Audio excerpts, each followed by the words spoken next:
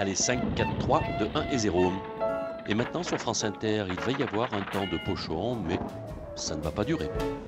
France Inter, Oui, oui, ils avec m'ont plaisir. demandé qui pourrait bien parler Ticket for Change, j'ai dit lui.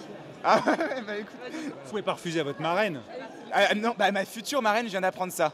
Donc, Vous saviez pas que alors. c'était votre marraine? Mais non, Non. elle vient de nous l'annoncer et c'est un honneur, c'est vraiment un honneur pour nous. Pourquoi Vraiment. c'est un honneur?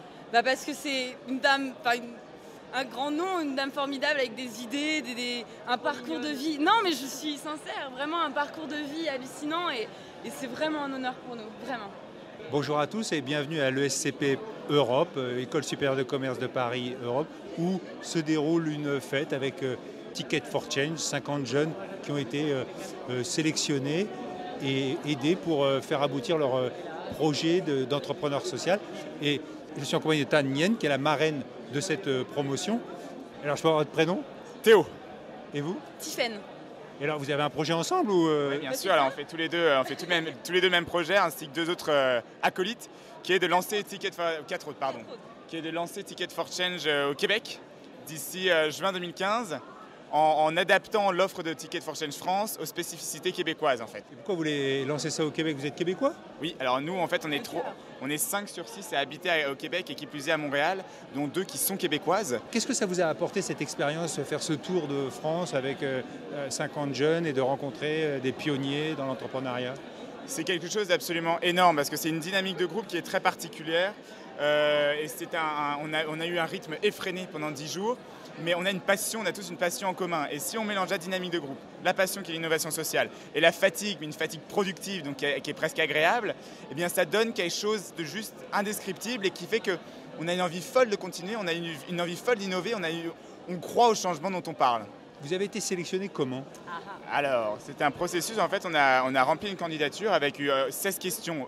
Les organisateurs refusaient de mettre en avant une lettre de candidature. C'était plutôt essayer de creuser un peu, de voir qui on était vraiment. Donc il y avait des questions très basiques, qui sommes-nous en 300 mots? Et puis, qu'avez-vous fait de plus fou?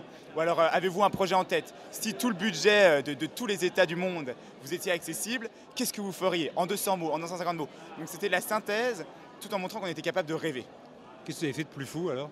Alors moi, c'était l'année dernière, je m'étais présenté pour une élection d'une association départementale et je voyais tous ces jeunes qui se présentaient avec leurs fiches devant les yeux. C'était nul, c'était ennuyeux, ça ennuyait tout l'amphithéâtre. Donc je décidais de révolutionner un peu la chose, de manière très, très calme quand même. Et en fait, je montais sur les bureaux des profs, je me mettais à cloche-patte et là, je criais « Au moins, vous m'écoutez » et j'ai été élu. Voilà. Si vous aviez tous les budgets du monde, vous feriez quoi? En fait, moi, je suis passionné de sociologie pénitentiaire. Et je suis persuadé que la manière dont les prisons sont gérées et la logique derrière la gestion des prisons, est complètement à revoir. Et donc moi, mon rêve, c'est de créer une prison communautaire où tous les détenus ont un rôle prépondérant dans la bonne conduite des prisons. C'est-à-dire que c'est des détenus qui vont apprendre à faire du pain pour aller nourrir leurs co-détenus. C'est des personnes qui vont faire des formations de maçonnerie, je ne sais pas, pour créer le potager de la prison. Je dis n'importe quoi. Afin de les former et, une fois qu'ils sont sortis, de pouvoir les réinsérer dans le monde du travail le plus facilement possible et de ne pas créer la récidive comme on la connaît maintenant. Ça me paraît beaucoup plus fou que ce que vous avez dit tout à l'heure. Ah, c'est carrément fou, mais c'est ce que je dis à tout le monde, c'est une réussite de fin de carrière, cette prison communautaire. Étant donné que j'ai 19 ans, j'ai encore 40 ans devant moi. Et alors, vous, votre prénom?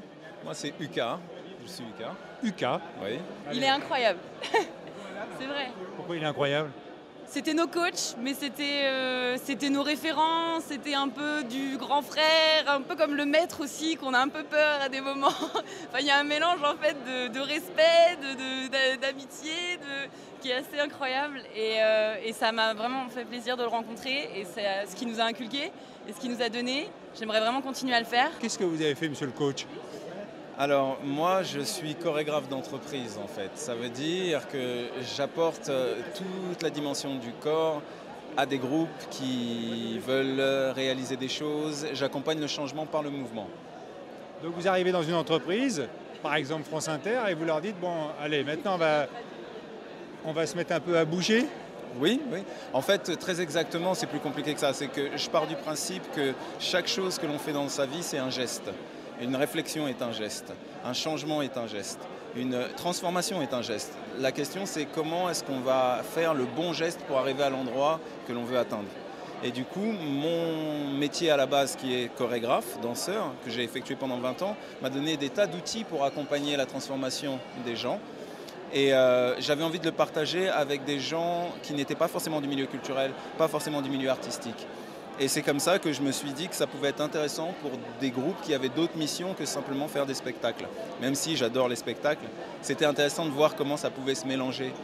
Du coup, je me suis formé à l'entreprise, au groupe, au langage, au fonctionnement et aux impératifs des entreprises pour comprendre un petit peu comment je pouvais faire l'analogie. Qu'est-ce que vous avez fait concrètement pour Ticket for Change? La raison pour laquelle je suis sur Ticket for Change, c'est tout simplement parce que le voyage demandait énormément de changements intérieurs et de changements extérieurs. Je savais qu'au niveau du rythme, ça allait être très intense.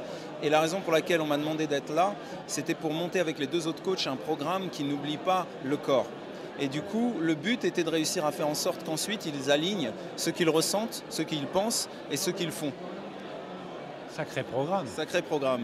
Voilà, si on veut en savoir plus, on va sur votre site oinmotion.fr. Un temps de pochon, c'est terminé pour aujourd'hui, mais on se retrouve lundi.